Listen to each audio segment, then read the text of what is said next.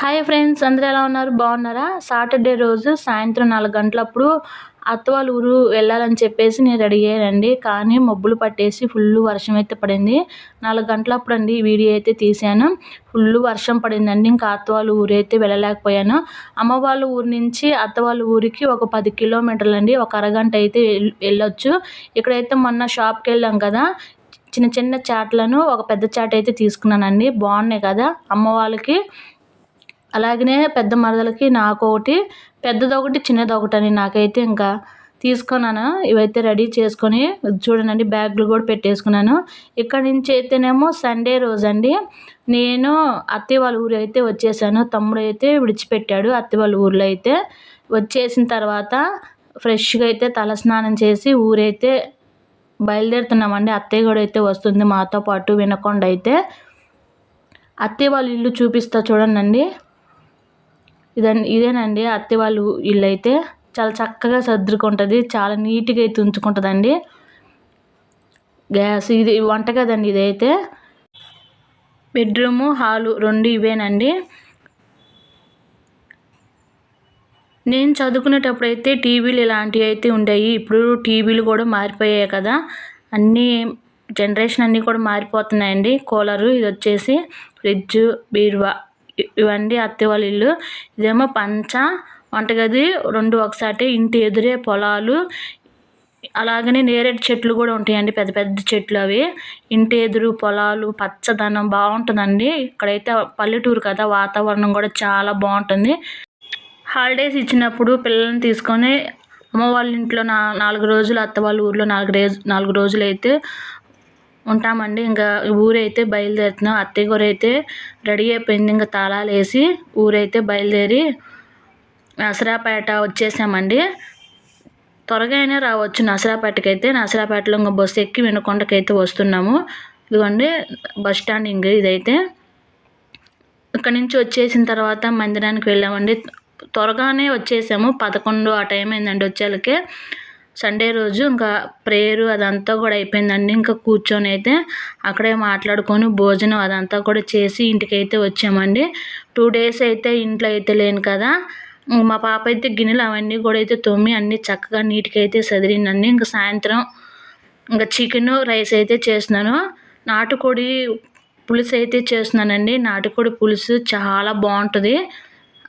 మామూలు చికెన్ కంటే నాటుకోడి కర్రీ చాలా టేస్ట్గా అయితే ఉంటుందండి. ఇక్కడైతే ముందుగా ఆయిల్ వేడెక్కిన తర్వాత ఒక 4 ఉల్లిపాయలు, మీడియం సైజు 4 ఉల్లిపాయలు, 4 పచ్చిమిర్చి అయితే కట్ చేసుకొని ఆయిల్ అయితే ఫ్రై చేసుకోవాలండి. ఆ తర్వాత నేను ఒక 2 టమోటాలు అయితే సన్నగా కట్ చేసుకొని అవి బాగా ఉడికించుకోవాలి. ఈ టమోటాలు త్వరగా ఉడకాలంటే ఒక అర స్పూను పసుపు, ఒక అర స్పూన్ ఉప్పు వేస్తే టమోటాలు త్వరగా మగ్గిపోతాయి.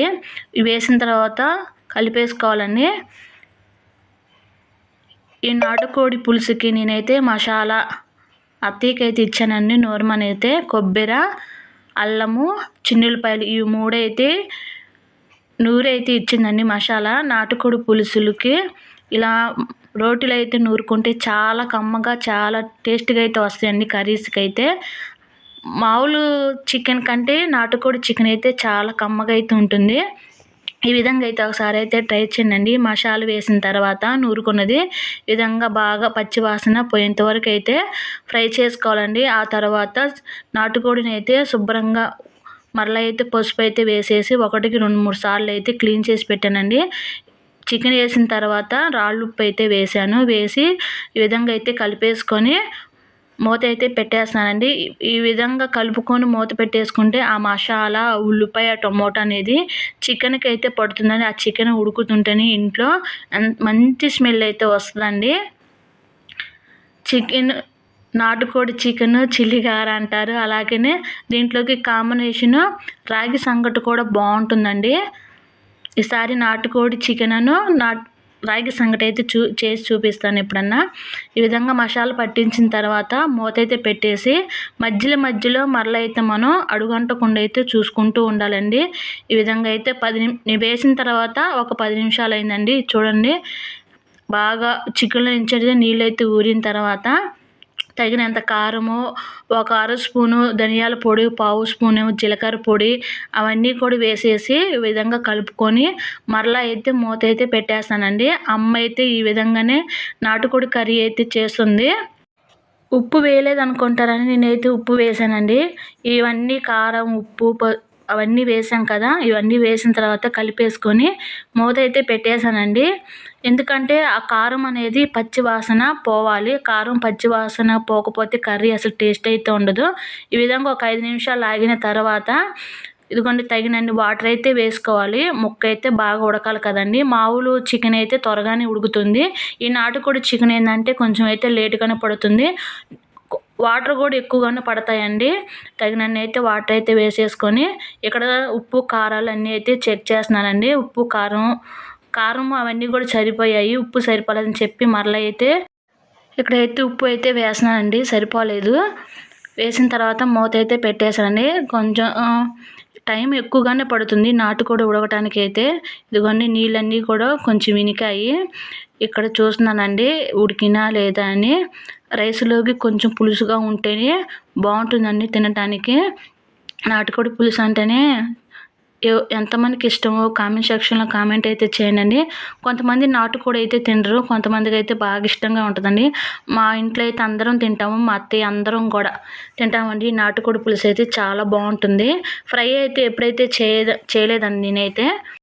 ఇక్కడేమో కర్రీ ఉడికిపోయింది కదా! ఉప్పు, కారము అవన్నీ కూడా చూసి చెప్పమని చెప్పేసి మా వారికి అయితే కొంచెం ప్లేట్లో అయితే వేసి ఇచ్చానండి. ఉప్పు, కారం అన్నీ కూడా బాగా సరిపోయాయి. ఫైనల్‌గా అయితే కొత్తిమీర వేస్తున్నానండి. కొత్తిమీర వేసి కలిపి మూత అయితే పెట్టేస్తే ఆ కొత్తిమీర సువాసన అనేది కర్రీకి పట్టుకుంటుందండి. ఇంకా బాగుంటుంది. కలిపేసుకున్న తర్వాత 2 నిమిషాలు ఉంచేసుకుంటే నాటుకోడి పులుసు అనేది రెడీ అయిపోయిందండి. ఇదిగో మీకైతే చూపిస్తున్నాను. గ్రేవీ ఏ విధంగా వచ్చిందని చెప్పేసి గరిటెతో అయితే మీకైతే చూపిస్తున్నాను నేను ఈ విధంగా అయితే. ఇంకా కలిపేసుకొని మూత అయితే పెట్టేసానండి. ఒక 2 నిమిషాలు ఆగిన తర్వాత చూస్తే చాలా మంచి వాసన అయితే వస్తుంది. నాటుకోడి పులుసు రెడీ అండి. ఇంకా వేడి రైస్ అయితే పెట్టేసుకొని తింటే చాలా కమ్మగా అయితే ఉంటుందండి. మీకు కానీ ఈ వీడియో నచ్చితే లైక్ చేయండి, షేర్ చేయండి, సబ్స్క్రైబ్ చేసుకోండి ఫ్రెండ్స్. ఉంటాను. బాయ్.